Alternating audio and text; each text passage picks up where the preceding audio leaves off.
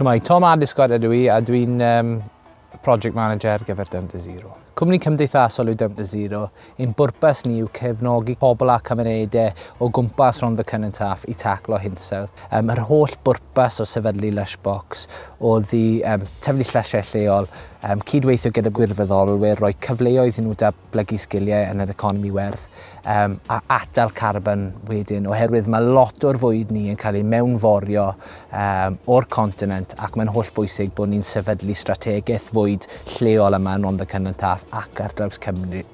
So, dyn ni'n falch iawn i gael ei enwebu ar gyfer y One to Watch flwyddyn yma. Mae wedi rhoi kudos i ni fel cwmni. Mae wedi codi volunteers y gwirfoddolwyr ni.